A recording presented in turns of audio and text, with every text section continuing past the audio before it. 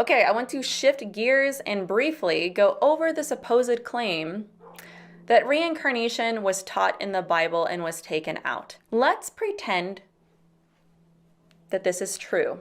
Let's just take the roof off of that argument and see where that leads, the logical conclusion of that claim. This claim already debunks itself because you have people who claim reincarnation is in the Bible. The verses that we just went over, granted, they're misquoted, but are an example of that. And people use these all the time to try and say that reincarnation is in the Bible. But I would have to say that my favorite response to this is from Greg Koukl. I'm just going to read what he says about this. He has this on page 51 of his Tactics book. Quote, "When someone says to me, reincarnation was originally part of the Christian teaching, but was taken out of the Bible in the 4th century, I always ask them to explain how that works. How does someone remove select lines of text from tens of thousands of handwritten documents that had been circulating around the Mediterranean region for over 300 years? This would be like trying to secretly remove a paragraph from all the copies of yesterday's LA Times.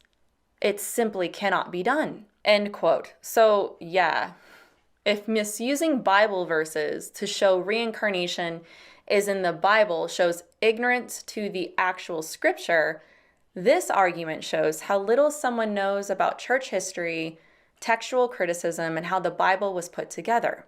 Not only that, but we can just as easily read the early church fathers' view of the afterlife.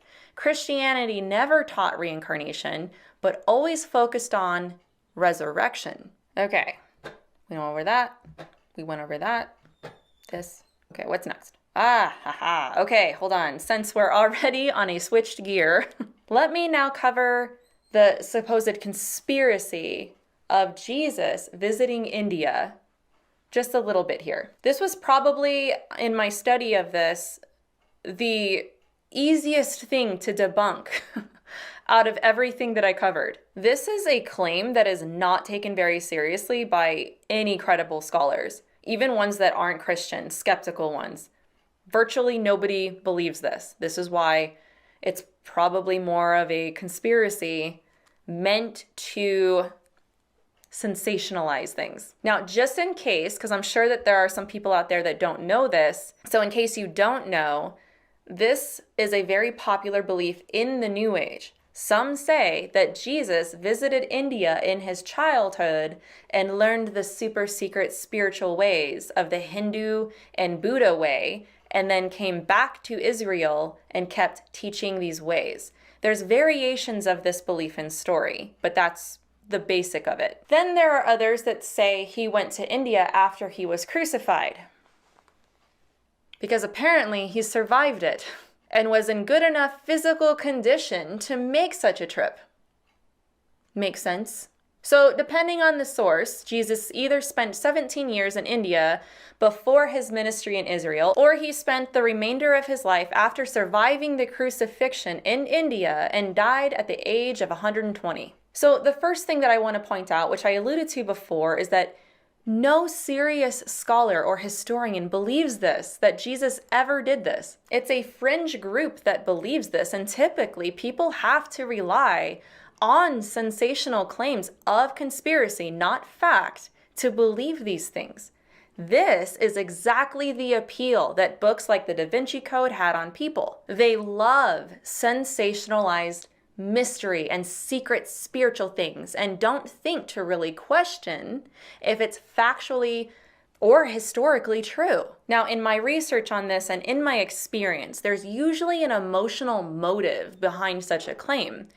Conspiracy theorists tend to be long on conspiracy and short on evidence.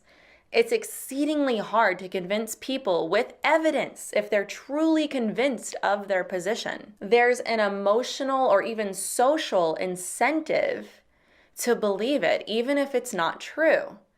Kind of sounds like a lot of what's going on in our culture right now to think of it.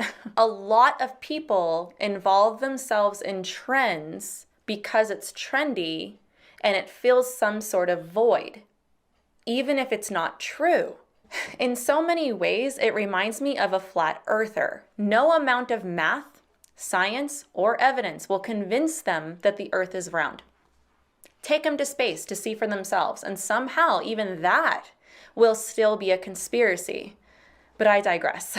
The point is that claims that Jesus visited India are not taken very seriously because they lack good evidence. Even those skeptical of the claims of Christianity know that historically Jesus never visited India. I mean, I know I sound like a broken record, but he was a devout monotheistic Jew, not a New Age guru.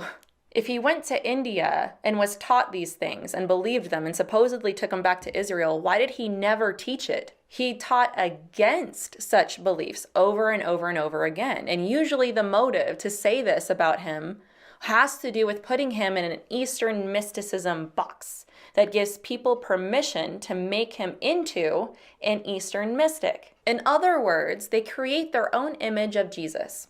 And in this case, there have been a handful of authors in the last few decades to come out with books saying they have this supposed evidence that Jesus visited India, but upon further examination, it's no different than the evidence for the claims in the Da Vinci Code. So let's have fun with this for a second. One of my favorite things to do is to follow things to their logical conclusion.